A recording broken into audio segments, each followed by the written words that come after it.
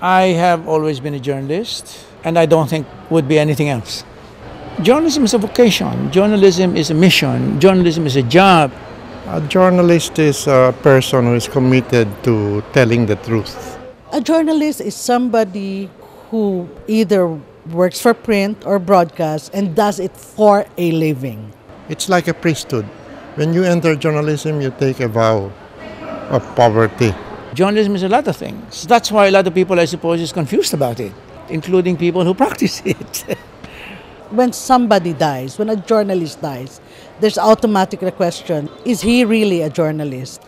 Did he really die in the line of duty? Mas maganda yun ang pagtuunan natin ng pansin na i-classify natin kasi para malaman natin kung napatay ka ba dahil sa advokasya mo, sa trabaho mo, or it's something personal and therefore can be considered as an ordinary crime. We should always give the victim the benefit of the doubt. In the first place, we are not the investigators. If they can't even pinpoint who killed him, how the hell can they say that he wasn't killed because of his profession? Ang house show ay fake. Ito yung mga tao na sumasakay sa industriya na walang karapatan. Wala silang lisensya. Hindi ito propesyon sa kanila.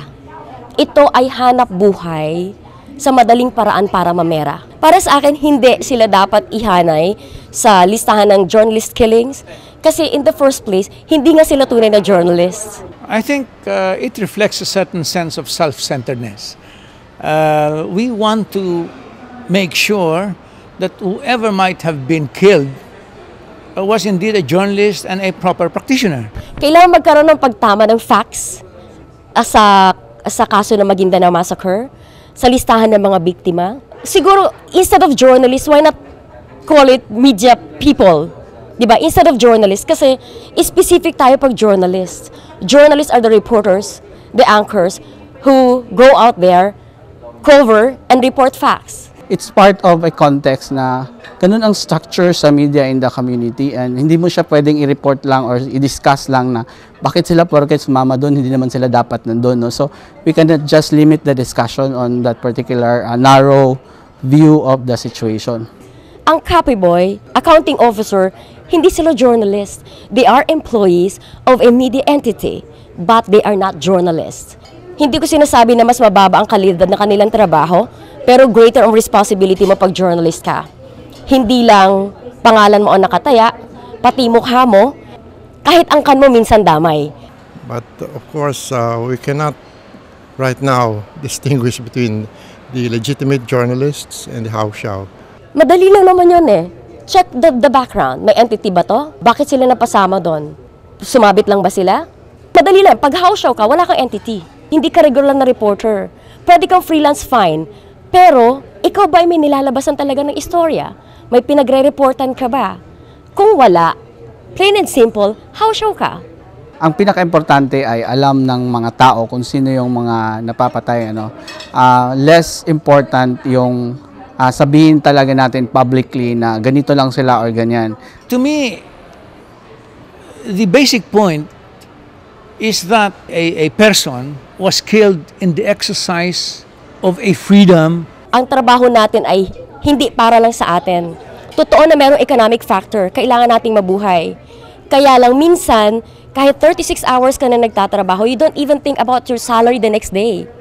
It's about delivering your job and the news na kailangan malaman ng tao right that at moment. There is no use talking about ethics if you refuse also to look at the economic conditions and the welfare of journalists in this country. I earn 8,000 a month for my job as reporter. I earn 0 for doing the editorial job for our new news organizations. Yeah, I have a family, not only a wife, I'm also a son, I'm also a nephew. Available to everyone, the freedom of expression.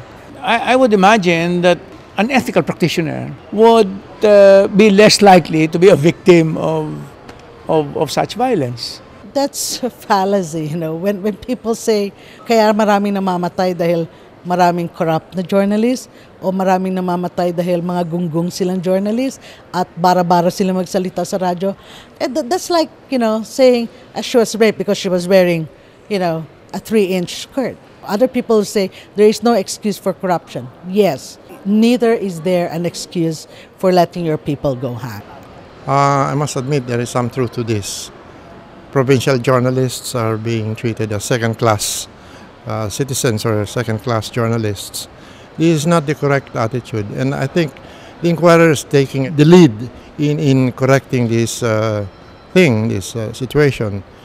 I'll tell you that I don't have to tell you that a dead journalist is a useless journalist.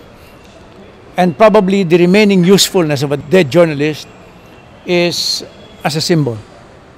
Whatever the nobility of the symbol might be, I'd prefer to be a living one.